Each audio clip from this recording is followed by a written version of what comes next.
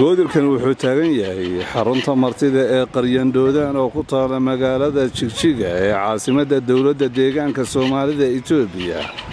Daba goodirkan waxa uu ka mid yahay xayawaanka ku nool Qaryandhoodaan oo iyagu aad u tiro badan oo ah zaad maraysa xarunta zuuga.